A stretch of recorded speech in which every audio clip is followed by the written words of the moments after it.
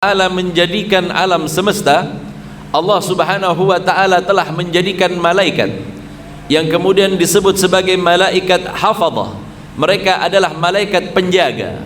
Mereka adalah malaikat yang nantinya akan menjaga setiap malaikat yang lainnya, tak kala akan mengantarkan amal setiap anak Adam untuk disampaikan.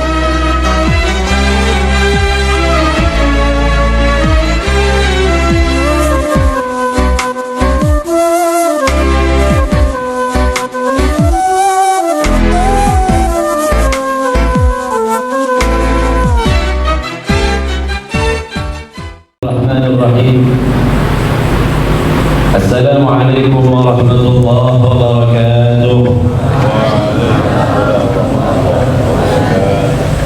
Alhamdulillah. Alhamdulillahilladzi yakdhifu idza syaa fi qulubil muridin law'atal iradah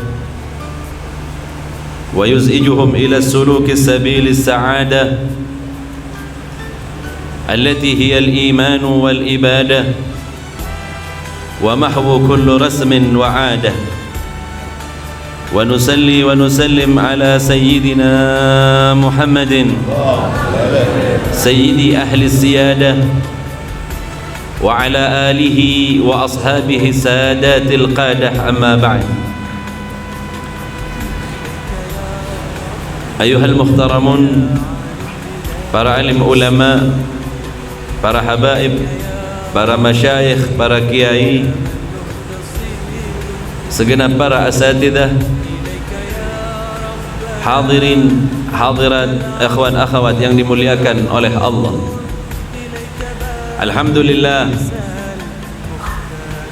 puji syukur kehadirat Allah Subhanahu wa Ta'ala yang telah memberikan kesempatan kepada kita sehingganya kita masuk di bulan yang mulia, bulan Sya'ban, bulan yang penuh dengan keberkahan di sisi Allah Subhanahu wa Ta'ala. Hadirin, hadirat, ikhwan akhwat yang dimuliakan oleh Allah, usia yang Allah Subhanahu wa Ta'ala berikan kepada kita ini hendaklah kita makmurkan dengan beribadah kepada Allah Subhanahu wa Ta'ala. Hendaklah menggunakan kesempatan yang Allah berikan kepada kita ini untuk senantiasa bertakarrub kepada Allah Subhanahu wa Ta'ala melalui baginda Rasul sallallahu alaihi wa alihi wasallam. Di dalam sebuah sabdanya, baginda Rasul sallallahu alaihi wa alihi wasallam pernah menyebutkan, Rajab syahrullah, Sya'ban syahri, Ramadan syahru ummati, wa qila fi ba'di riwayah syahrul Quran kama qala. Di dalam riwayat diceritakan bahwa baginda Rasul sallallahu alaihi wa alihi wasallam pernah menyebutkan, Rajab adalah bulan. Kita berada di penghujung bulan Rajab, bulannya Allah Subhanahu wa Ta'ala, dan sebentar lagi kita akan memasuki bulan Sya'ban. Bulan Sya'ban oleh baginda Rasul disebut sebagai bulanku, kata baginda Rasul sallallahu alaihi wasallam. Ulama menyebutkan bahawa sesungguhnya sebab baginda Rasul mengatakan bahawa bulan Sya'ban adalah bulannya adalah karena berkenaan dengan turunnya sebuah ayat dari Allah Subhanahu wa Ta'ala di dalam Al-Qur'anul Karim. A'udzu billahi minasyaitonir rajim. Innallaha wa malaikatahu yusalluna 'alan nabi. Ya ayyuhalladzina amanu sallu 'alaihi wa sallimu tasliman. Mereka menyebutkan bahawa sesungguhnya ayat ini turun pada bulan Sya'ban, sehingganya Sya'ban merupakan bulan untuk bersalawat kepada baginda Rasul sallallahu alaihi wa alihi wasallam. Jika Rajab dikatakan sebagai bulan istighfar, maka Sya'ban adalah bulan bersalawat kepada baginda Rasul sallallahu alaihi wa alihi wasallam.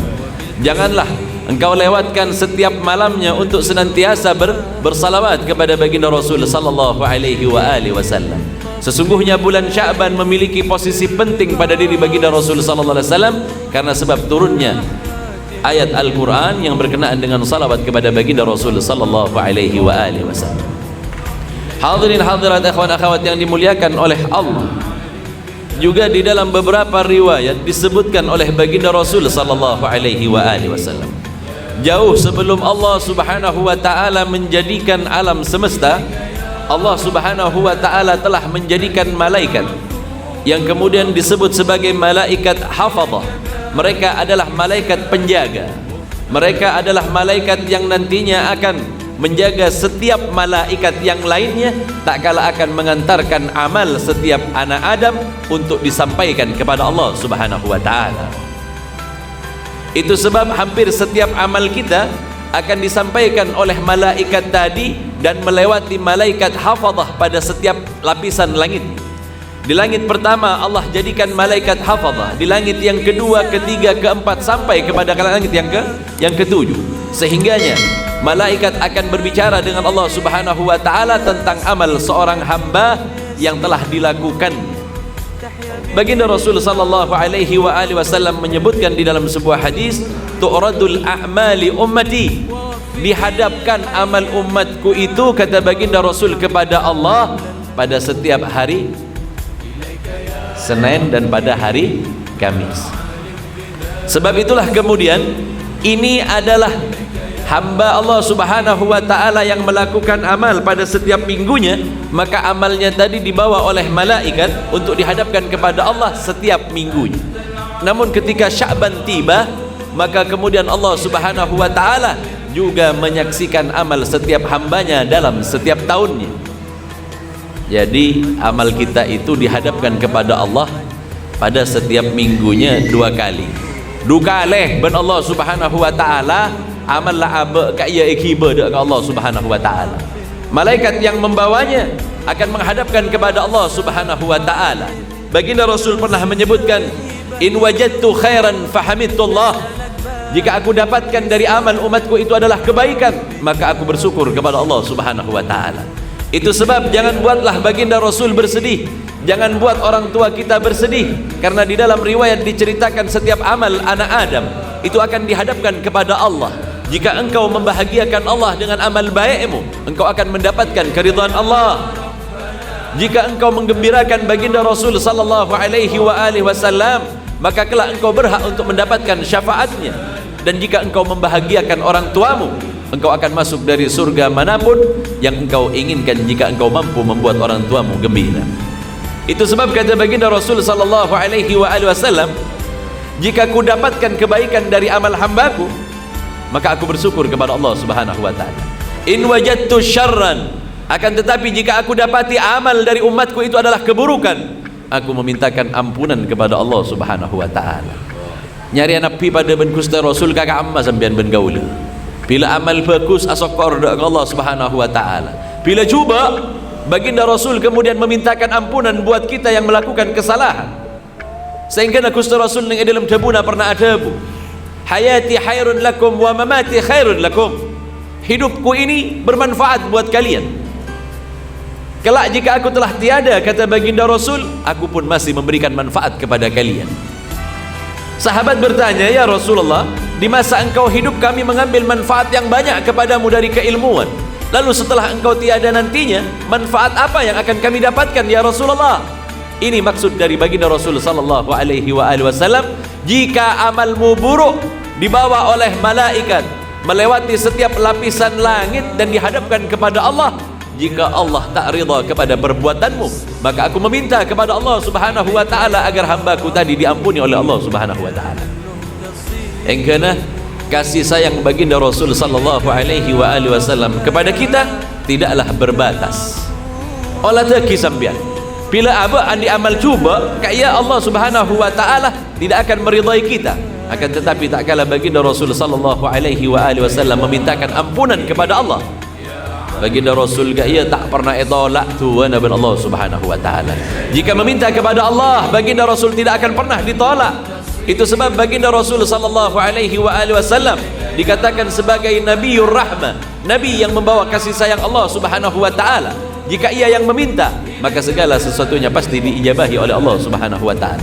Dalam sebuah riwayat diceritakan beberapa orang menghadap kepada Hasan al-Basri. Hasan al-Basri adalah akbarut tabi'in, orang yang mendapati para sahabat di masa di masa setelah baginda Rasul sallallahu alaihi wasallam. Disebut sebagai kibarut tabi'in adalah karena ia banyak bertemu dengan sahabat baginda Rasul sallallahu alaihi wasallam.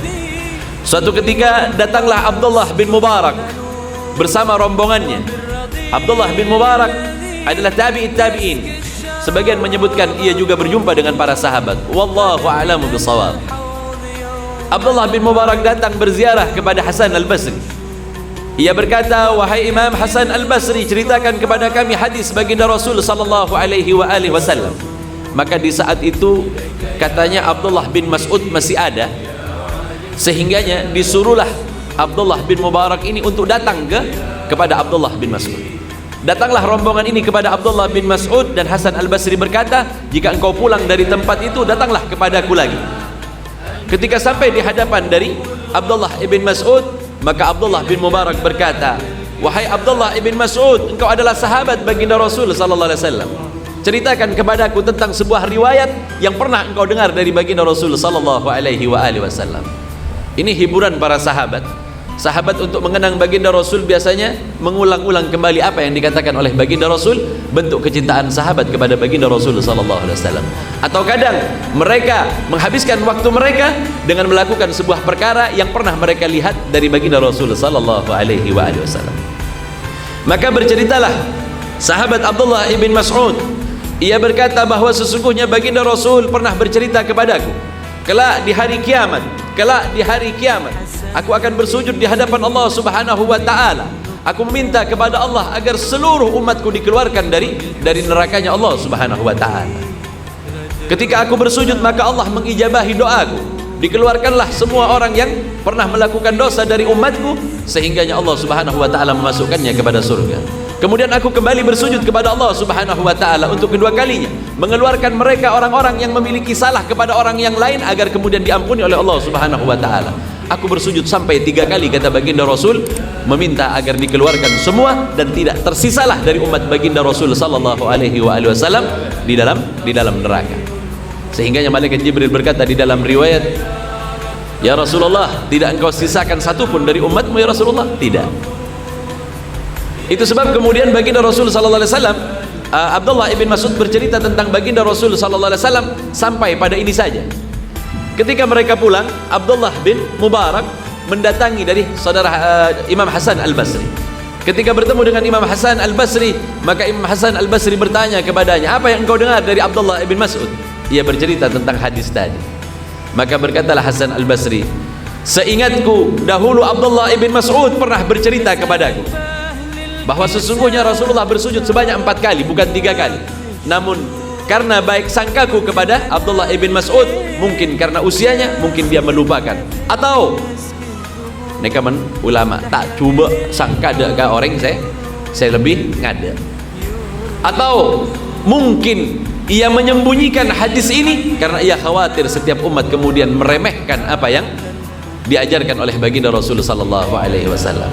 Apa yang keempat? Baginda Rasul akan datang kepada Allah. Yang keempat kalinya baginda Rasul sallallahu alaihi wasallam bersujud kepada Allah dan meminta agar setiap mereka yang membaca la ilaha illallah, ahli tauhid, dikeluarkan dari neraka.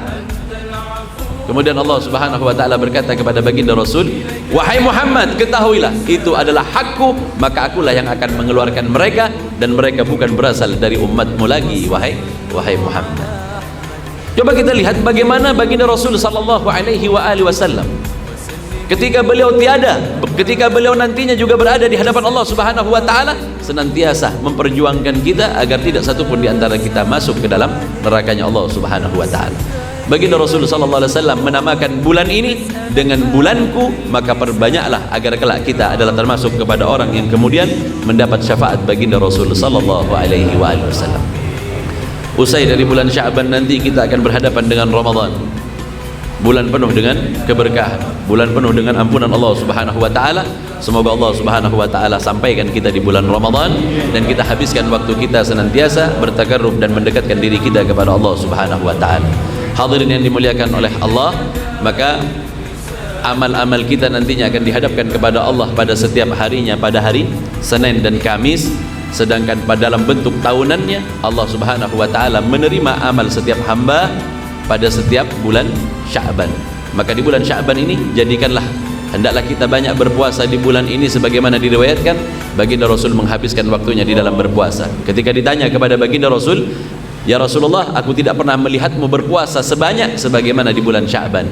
Kata baginda Rasul, bulan ini adalah bulan di mana dihadapkan setiap amal setiap hamba dalam setahun sekali kepada Allah. Aku berharap tak kala amalku dihadapkan kepada Allah, aku dalam keadaan berpuasa, kata baginda Rasul sallallahu alaihi wa alihi.